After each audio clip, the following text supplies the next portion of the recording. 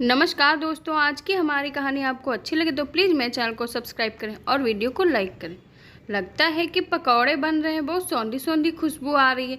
ज़रा पूछो तो बहू से। राजेश जी बिल्कुल बच्चों की तरह चहकते हुए बोले, हाँ खुशबू से तो लग ही रहा है कि पकौड़े बन रहे हैं, लेकिन पूछते हुए डर लगता है अभी गुस्सा हो जाएगी और फिर मुझे अच्छा नहीं लगेगा। अनीता जी ने अपनी बेबसी जताई। अच्छा एक बार पूछ लो शिखा बेटा, क्या पकौड़ियाँ बना रही हो? अगर बना रही हो तो 2-4 बाबूजी के लिए भेज देना। अनीता जी बहुत आहिस्ते से बोली, सबके लिए नहीं बना रही हूँ, सोनू का मन था बस उसी के लिए थोड़ी सी बना दी है। इतना कहकर शिखा बड़बड़ाने लगी, कोई भी चीज़ बनाओ इन लोगों को पहले महक आ जाती है। बूढ़े हो गए हैं लेकिन अभी तृष्णा नहीं मरी। जब देखो तब हर चीज़ खाने को लालायित रहते हैं, कोई चीज़ अपने मन की बनाकर खा नहीं सकते। रहते ऊपर हैं, ध्यान नीचे ही लगा रहता है। इतना सुनकर अनीता जी चुपचाप आंखों में आंसू भरकर वापस लौट आई और उसको देखकर राजेश जी सब कुछ खुद ही समझ गए। माँ बाप का इकलौता बेटा रचित, अपने मम्मी पापा का बड़ा लाडला, अपनी हैसियत के अनुसार उन दोनों लोग उसकी हर इच्छा पूरी करते थे। अपना छोटा सा पर निजी मकान ईश्वर का दिया सब कुछ था, कोई कमी नहीं थी। रचित के बड़ा होते होते दोनों लोग उसकी शादी के सपने संजोने लगे। बेटा अब मैं चाहती हूँ कि तुम्हारी शादी जल्दी से जल्दी कर दूँ, क्योंकि अब मेरे हाथ पांव नहीं चलते और पापा का रिटायरमेंट भी 2-4 सालों में हो जाएगा। उससे पहले ही शादी हो जाए तो ज़्यादा अच्छा। मम्मी मुझे अपनी पसंद की लड़की से शादी करनी है। लड़की के पापा नहीं है, बस एक माँ है। ये तो और भी अच्छी बात है, हम लोग लड़की ढूंढने से बच गए और पापा न होने से क्या फ़र्क पड़ता है। कौन हम लोग को दहेज चाहिए, ईश्वर का दिया सब कुछ हमारे पास है। कम से कम मम्मी ही हैं, वही बड़ी बात है। राजेश जी और अनीता जी ने बेटे की शादी बहुत धूमधाम से की। अनीता जी शिखा का मुंह देख देख कर सिहाती रहती और शिखा भी उन लोगों का मान सम्मान करती। अचानक एक दिन धमाका हुआ। शिखा की मम्मी मोहिनी हमेशा के लिए उन लोगों के साथ रहने के लिए आ गई। अनीता जी को उनका आना बुरा नहीं लगा। अच्छी बात है कि समधन जी यहीं रहेंगी तो मुझे दुसरिया हो जाएगा। लेकिन उस दिन से शिखा का व्यवहार उन लोगों के प्रति बदल गया। अनीता जी को कुछ दिनों के लिए अपने मायके शादी में जाना पड़ा और राजेश जी भी साथ में गए और घर की चाबियां शिखा को सौंप दी। लेकिन लौटकर जब आए तो घर की कायाकल्प ही पलट गई।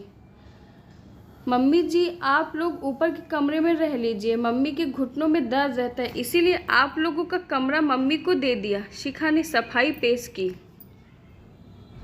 मेरे कौन पैर बहुत मजबूत हैं, कहना चाहती थी अनीता जी, लेकिन लड़ाई झगड़े को सोचकर चुप रह गई। आप चिंता न करिए, आप लोगों का खाना पीना ऊपर ही पहुंचा दिया करूंगी। शिखा ने नीचे आने का रास्ता ही बंद कर देना चाहा।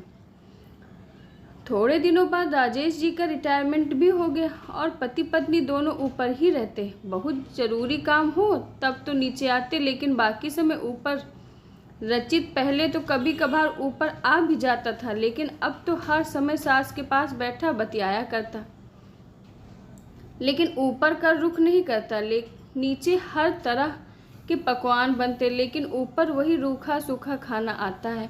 अनीता जी राजेश जी से कहती है, मैं चाहती हूँ कि अपनी रसोई ऊपर ही बना लूँ। अभी मेरी हड्डियों में इतनी ताकत तो है कि अपने दोनों भर का खाना तो बना ही सकती हूँ।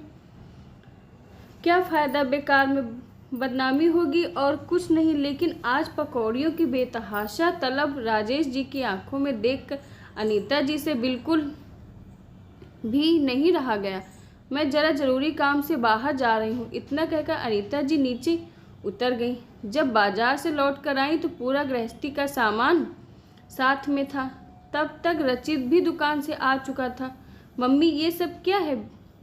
बेटा अभी तुम्हारे बाबूजी की पेंशन आती है और ये सब तेरे बाबूजी की पकौड़ियाँ खिलाने का इंतजाम है। आज से हम अपना खाना ऊपर कमरे में ही बना लेंगे। और हाँ एक बात और, 15 दिन के अंदर अपना रहने का इंतजाम कहीं और कर लो। मुझे ये घर खाली चाहिए। आप मजाक कर रही हैं ना? मजाक तो तुम लोग मेरा बना रहे थे, लेकिन अब आंखें खुल गई हैं। ऐसा मत कहिए मम्मी। नहीं, अब ऐसा ही होगा क्योंकि हम लोगों से इतनी गर्मी में ऊपर नहीं रहा जाता। आप लोग अकेले इस घर में रहकर करेंगे भी क्या? मैं कुछ भी करूं, चाहे बेचूं चाहे किराएदार रखूं। प्लीज़ मम्मी मुझे माफ़ कर दीजिए। अब शिखा की बारी थी घड़ियाली आंसू बहाने की। माफ़ी के दिन बीत गए शिखा, और हाँ, ये घर मेरे ही नाम पर है, तो मुझे 15 दिन में पूरा घर हर हालत में खाली चाहिए। हम लोगों का कहाँ रहेंगे वो तो सोचिए, वो तुम्हारा निर्णय है। जहाँ इच्छा हो वहाँ रहो। समधन जी माफ़ कर दीजिए बच्चों को, आप तो बीच में बिल्कुल भी मत बोलिए। इतना कहकर अनीता जी ऊपर चली गई और लेबर लोग सामान ऊपर चढ़ाने लगे। रचित, शिखा और मोहिनी ठगे से खड़े हुए अनीता जी को ऊपर जाते हुए देखते रहे। ये सब क्या है अनीता जी? अब आप एक शब्द भी नहीं बोलेंगे? ये सब आपको पकौड़ियाँ खिलाने की मेरी छोटी सी कोशिश। कहते कहते इतने दिनों का भरा हुआ गुबार भर भरा कर निकल पड़ा। राजेश जी ने अनीता जी की भावनाओं को समझते हुए आगे बढ़कर अनीता जी को गले से लगा लिया। आशा करती हूँ आपको हमारी कहानी अच्छी लगी होगी। धन्यवाद दोस्तों।